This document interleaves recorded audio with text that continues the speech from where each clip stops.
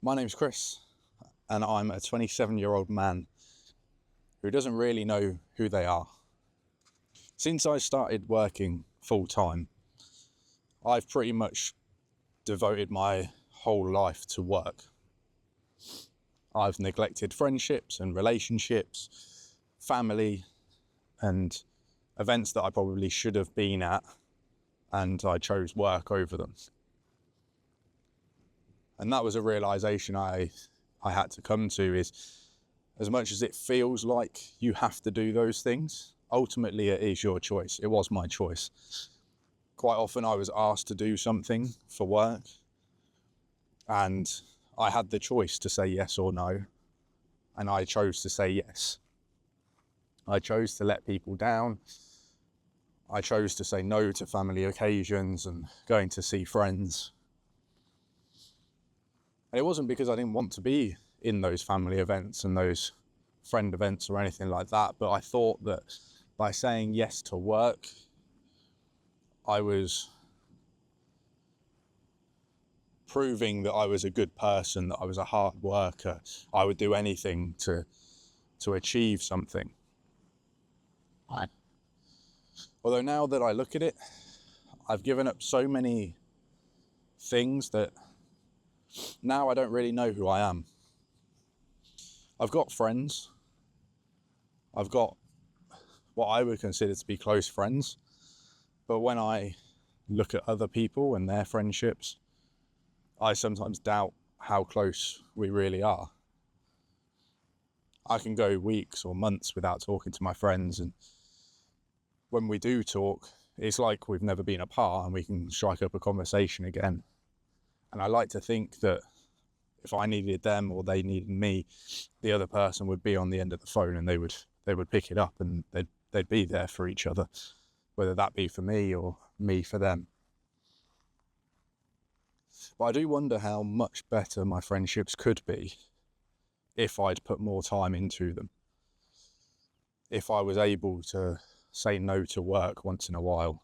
I think ultimately I took my sense of self-worth from what other people thought of me, and it was far easier to let friends down who I knew liked me and wanted me in their life, to try and appease people at work or people that didn't really know me. I've had lots of conversations with counsellors and therapists and stuff like that, talking about how I find it much easier to disappoint someone closer to me than to disappoint strangers, and how it's easier to let those people down because they're able, if I do let them down and they decide not to spend time with me anymore, I know that they've made that decision from a total of actions. They've not made it from one action. Whereas a stranger on a first encounter, if they have a negative first impression of me, that feels a lot more horrible because they've made a split-second decision. They've not tried to get to know me or anything like that. So I try to make a good first impression, and the second, third, fourth, fifth, 100th impression doesn't matter as much. At least that's what I've come to the conclusion based on the evidence. I think I was brought up with the idea that work was important and you always had to do your best at work.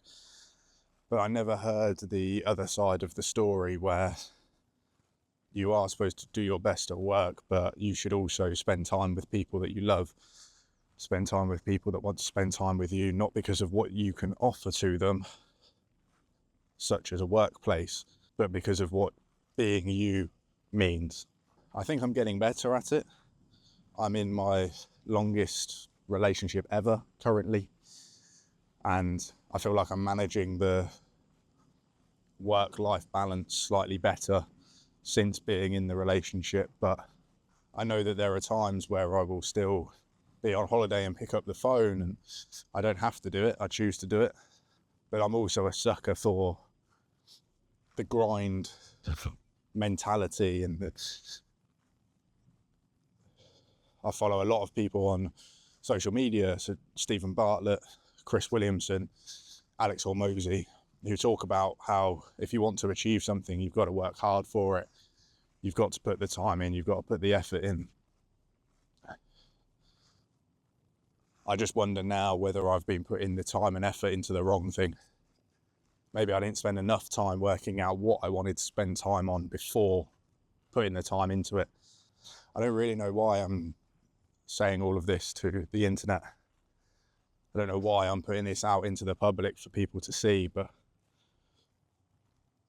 if there's one thing that I've learned over the past couple of years, it's that if you're feeling something, the chances are that someone else is also feeling it. They're just not saying it. And so if you're watching this and you've got this far, the chances are that you're feeling the same. And I want you to know that it's okay to feel this way. It's okay to feel lost. And there's no strict timeline to your life. I have to try and remind myself of that quite often. And despite the fact that 10, 11, 12-year-old me thought that by the age of 25 I'd be married, living in my own house with a mortgage, with potentially a child. I'm now 27. I live at home with my mum. I'm in a relationship, like I say, the longest one I've been in. And that's okay.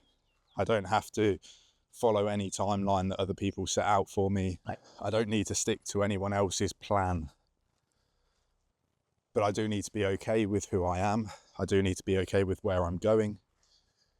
I do need to be okay with what I'm doing. And that's the bit that I'm struggling with at the moment. And that's what I'm hoping that in the coming months I can work towards understanding myself slightly better and having some compassion for me and not give myself such a hard time. It's obviously very easy to say, it's not as easy to do.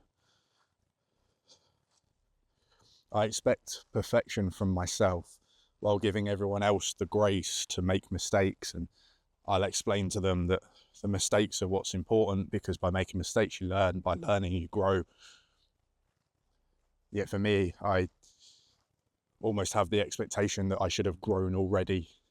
I should have been this fully formed human as soon as I hit 18. It's a difficult realization. It's a difficult thing to try and understand about yourself. It's an even more difficult thing to try and change. I want to try and leave this on a positive note, or at least have a positive outcome to the video. I don't want it to be a downer video that people watch and think, what the hell was that? I feel so down and blue about what I've just experienced. So if you have got this far into the video,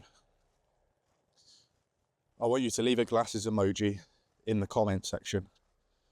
And after the glasses emoji, I want you to put two things. One is going to be something that you're currently struggling with. It might be that you're struggling with a work project. It might be that you want to change your place of work. It might be that you're in a relationship that you don't think is serving you anymore and you want to move on from it. Put it in there.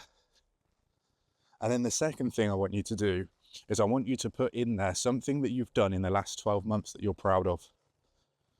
Something that if you went back 5 years, that person would have never imagined happening. I want you to put that in the comments. I will go and see it, and so will everyone else. And I want us to celebrate the wins from the past 12 months and offer comfort for the things that people are struggling with currently. I hope that the comment section will become a place where people can come back to and share their experiences, share their thoughts with people, offer support, and potentially help each other through some challenges. My name's Chris. I'm a 27-year-old, and I'm not too sure who I am. But that's okay.